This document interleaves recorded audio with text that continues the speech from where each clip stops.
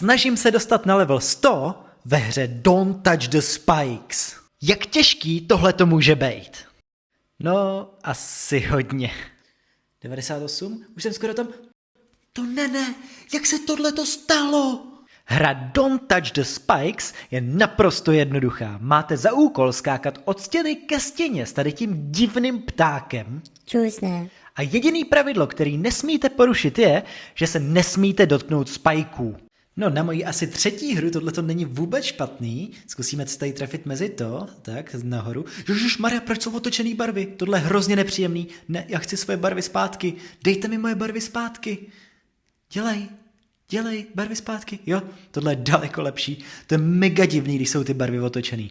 Dobrý, nebudu se rozptylovat a budeme skákat dál, protože jsme už na 34 bodech, to už je docela dost a nechci to o to teďka přijít. Zkusíme vzít tam ten bombonek. Yes, bombonek máme, ale nejsme tady kvůli bombonkům, jsme tady kvůli tomu, abychom dali nějaký vysoký skóre. 40 už není vůbec špatný, dostanu se na 50. Já bych se mohl dostat tady to kolo už i na 50, to by bylo fakt dobrý.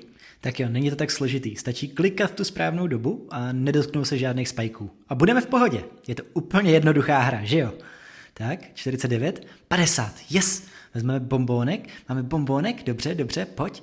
52, to znamená, že už jsme v půlce cesty.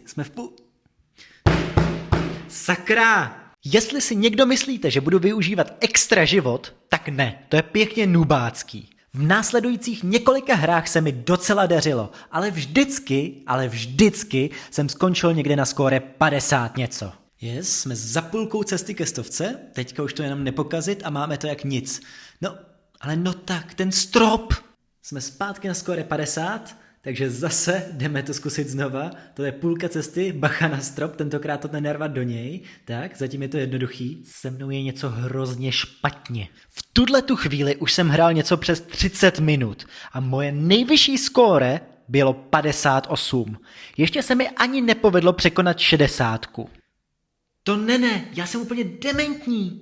Tak jo, jsme v půlce cesty, nebo taky ne, že jo? Dostat se na úroveň 60 pro mě v tu chvíli vypadalo naprosto nemožně. A můj cíl byl dostat se ještě o 40 vejš až na level 100. Ale potom se mi povedl tenhle run. Yes, po dlouhý době zase 50, teďka to jenom nepokazit. Hlavně v klidu, nedělat žádný prudký pohyby, je to jako když děláte s kočkama, nebo s medvědama, nebo s čímkoliv jiným. Hlavně je pohybovat se pomalu, jistě a nenechat se zabít. Tak, jdeme na to. 60, ne, yes, pojďme ještě víc. Já se budu snažit držet se uprostřed, protože když jste uprostřed, tak se můžete dostat nahoru i dolů. Teda to si myslím, že to ta nejlepší strategie. Tak, a 6-7, yes, 6-7. Tak jdeme na to. Tak 69 je taky cool číslo. 70, tyjo, pojď, teďka to hlavně nepokazit. Já bych měl hlavně teďka přestat mluvit, protože když mluvím, tak se nemůžu soustředit, nenechat se zabít o strop, tak opatrně kolem tady těch spajků. Nesnáším, když to dělá tady ty malinkatý mezery. Když se musíte trefovat do těch malinkatých mezer, tak je to úplně nejhorší ze všeho. Tak, tady mezi ty spajky zase, tak, 82, už jsem fakt blízko ke 100. Ne, jak se tohleto stalo? No, sice jsem umřel, ale aspoň jsem věděl, že 100 je reálná, že se tam fakt můžu dostat. A hnedka potom se mi povedl další dobrý run. Dostal jsem se zpátky na 80 a 100 byla blízko. Yes, právě jsem dostal druhou šanci, tak to zkusit nepromarnit, tak? A zkusíme dát aspoň lepší skóre než předtím. Nemusí to být ještě 100, ale aspoň lepší skóre, prosím. 85, yes, proč to zase inverzní barvy? Ne. 86, už jenom 14 bodů od 100. Tohle bylo fakt blízko.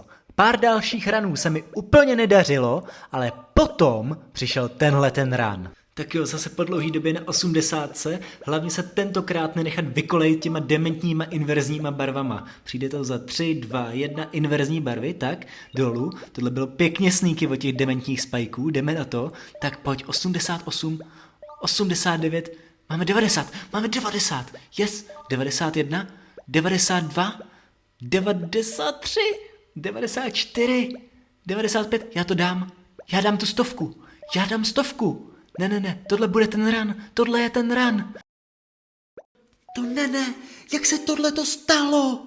Já jsem byl tak blízko, prostě mi stačily 2 body, jak jsem tohleto mohl pokazit? Možná se divíš, jak to, že mi to teďka dalo achievement za to zahraj si 3 hry. No, řekněme, že možná, jenom možná, jsem se v průběhu tohohle videa naštval a tu hru odinstaloval. Ale tu věc nemůžu ani potvrdit, ani vyvrátit. Potom, co jsem byl 2 body od 100, samozřejmě následovalo několik velmi úspěšných ranů. Ale jakmile jsem zase přestal brečet, tak se mi povedl tenhle run. Yes, 90, teďka už jsme k té 100 fakt blízko, prosím, teďka už bych to fakt mohl dát. Tak, 93, 94, 95, no tak už jenom 4 body, už jenom 3, prosím, už jsem fakt hrozně moc blízko. To ne, tohleto prosím. Po menším mentálním zhroucení a technický pauze na občerstvení jsem se vrátil zpátky, silnější než kdy dřív a rozhodl jsem se, že to konečně zvládnu. Takže jsem sepnul půlky, sebral koule ze země a povedl se mi tenhle run.